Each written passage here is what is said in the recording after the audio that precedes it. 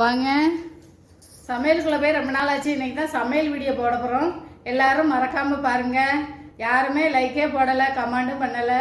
இன்றைக்கி என்னென்னா சவுச்சோ வச்சு சட்னி சேர்ப்போம். எல்லோரும் மறக்காமல் பாருங்கள். பார்த்துட்டு லைக் பண்ணுங்கள், ஷேர் பண்ணுங்கள், கமெண்ட் பண்ணுங்கள். எந்த வீடியோக்குமே யாருமே பண்ணவே இல்லை. கண்டிப்பாக எனக்காக ப்ளீஸ் ஒரே ஒரு ஹெல்ப் மட்டும் பண்ணுங்கள்.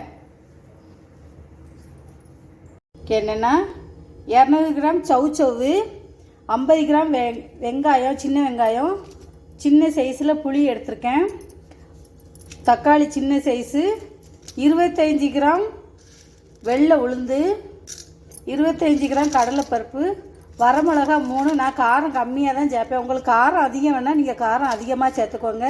இப்போ இதெல்லாம் கழுவி கட் பண்ணிவிட்டு உங்கள்கிட்ட என்னங்கிறது காமிக்கேன். கண்டிப்பாக பாருங்கள். வாங்க இப்போ என்னென்னா இதுக்கு எண்ணெய் கொஞ்சம் அதிகமாக சேர்க்கணும். எண்ணெய் கொஞ்சம் அதிகமாக சேர்த்தா தான் நல்லாயிருக்கு. இது ஒரு 4 டீஸ்பூன் தேங்காய் எண்ணெய், செக்கு எண்ணெய் ஊற்றிருக்கேன். இப்போ இதில் என்னென்னா பருப்பு ஐட்டங்கள், உளுந்தம்பருப்பு, கடலைப்பருப்பு, மிளகா வத்தல், அடுத்து புளி. இது எல்லாமே இந்த எண்ணெயில் போட்டுருவோம். நம்ம எண்ணெயில் போட்டு புளியை மட்டும் கொஞ்சம் எடுத்து வச்சுக்கணும். இது எண்ணெயில் போட்டு அப்படி லேசாக வறுத்து எடுத்துருவோம். நல்லா செம்பு நேரத்துக்கு வேகட்டும். இப்போ இது நல்லா செம்பு நேரத்துக்கு வந்துருச்சு. இப்போ இந்த புளியை எடுத்து நம்ம இதில் போட்டுக்கிடுவோம். அடுத்து உரிச்சு வச்ச வெங்காயமும் இந்த தக்காளியும் இதில் சேர்த்துக்கிடுவோம். இது நல்லா வசக்கி பொடிசாக கட் பண்ண சவுச்சவ். இது கொஞ்சம் லேசாக வசக்கிக்கிடுவோம். இப்போ பூண்டு ஒரு 4 பல். கொஞ்சம் வசங்கினதுக்கப்புறம் உப்பு போட்டுக்கிடுவோம். இப்போ கழுவி வச்ச மல்லி இலை போட்டு அது கொஞ்சம் ஒரு வாசனையாக ஒரு வித்தியாசமாக இருக்கும் டேஸ்ட்டு. ஆனால் நல்லா இருக்கும் இந்த டேஸ்ட்டு. இப்போ உப்பு தேவைக்கு போட்டுக்கிடுவோம். இது இன்றைக்கி 4-5 பேர் தாராளமாக சாப்பிடலாம். அளவு நான் கரெக்டாக சொல்லியிருக்கேன் பாருங்கள். உங்களுக்கு காரம் அதிகமாக தேவைன்னா நீங்கள் காரம் அதிகமாக சேர்த்துக்கோங்க.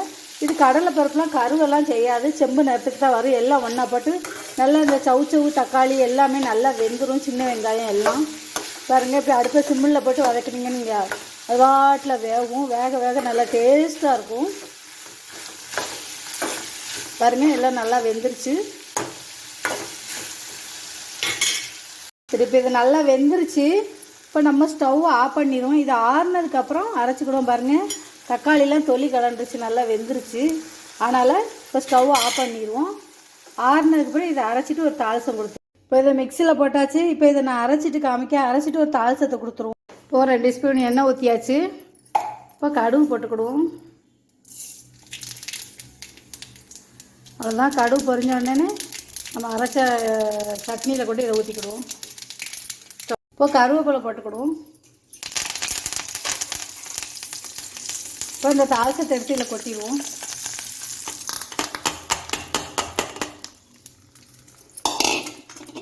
பாருங்கள் சவுச்சவு சட்னி ரெடி ஆயிடுச்சு. இது இட்லி, தோசை, பூரி, சப்பாத்தி இதோட சாப்பிட்டா ரொம்ப டேஸ்ட்டாக இருக்கும். டேஸ்ட் இது அருமையாக இருக்கும். ஏன்னா இதில் மல்லி இலை கூட நம்ம சேர்த்துருக்கோம். இது டேஸ்ட் ஒரு டிஃப்ரெண்ட்டாக இருந்தாலும் நல்லா அழகாக இருக்கும். இட்லி, தோசைக்கு சாப்பிட அருமையாக இருக்கும். ஃபஸ்ட்டு நம்ம சேனலை சப்ஸ்கிரைப் பண்ணாதவங்க சப்ஸ்கிரைப் பண்ணுங்கள், லைக் பண்ணுங்கள், ஷேர் பண்ணிடுங்க. பாருங்கள், கமெண்டில் சொல்லுங்கள் எப்படி இருக்குங்கிறது.